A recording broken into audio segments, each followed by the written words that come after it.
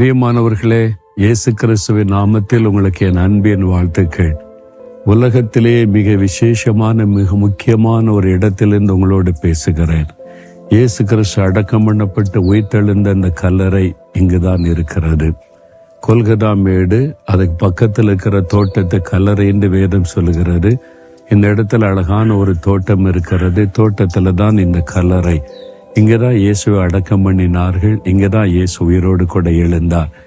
இந்த இடத்துல தான் மகதலேனா மரியாள் கண்ணீர் விட்டு அழுது கொண்டு நின்ற போது யோவான் 20:15 இயேசு சொன்னார், ஸ்திரியே ஏன் அழுகிறாய் என்று அன்பாய் விசாரித்தார். அவளிடத்திலிருந்து இயேசு 7 பிசாசுகளை துரைத்து விடுதலை கொடுத்ததுனால இயேசுவை தகப்பனை போல நேசித்தாள். இயேசு இறந்துட்டாரே, எல்லாம் முடிஞ்சு போச்சு, எனக்கு யார் இருக்கிறார்கள் என்று கண்ணீர் அவளுக்குள்ளே காணப்பட்டது. அதனால இயேசு தரிசனமாகி, நீ ஏன் அழுகிறாய், நான் உயிரோடு இருக்கிறேன் என்று தன்னை வெளிப்படுத்தின இடம்தான் இந்த இடம்.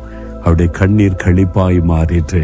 இன்னைக்கு அதே இயேசு சொல்லுகிறார், மகளே நீ ஏன் அழுகிறாய், மகனே ஏன் அழுகிறாய், நான் உயிரோடு இருக்கிறேன்னு, நீ ஏன் அழணும், நான் உனக்காக எல்லாவற்றையும் செய்வேன் என்று இன்றைக்கு உங்களை பார்த்து சொல்லுகிறார்.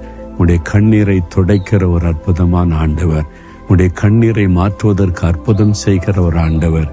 என் தாயார் நான் மரணப்படுக்கையில் இருந்தபோது எனக்கு கண்ணீர் விட்டு அழுததனால இயேசு என் வீட்டுக்குள்ள வந்து என்னை தொட்டு குணமாக்கினார். அவர் இன்றைக்கு உயிரோடு இருக்கிறார் என்பதற்கு நான் சாட்சியாயிருக்கிறேன். இங்கே உயிர்த்தெழுந்த மகதலேனா மரியாளுக்கு தரிசனமான ஆண்டவர் என்னை சந்திக்க எங்க வீட்டுக்குள்ள வந்து என்னை தொட்டு குணமாக்கினார். அதே இயேசு இன்றைக்கு உங்க பக்கத்துல வந்திருக்கிறார். நான் உனக்கு அற்புதம் செய்கிறேன், உன் கண்ணீரை துடைத்துக் கொள்ள என்று விசுவாசத்தோடு சொல்லுங்க. இயேசுவே என்னையும் தொடும், என்னையும் சந்தின்னு கேளுங்க.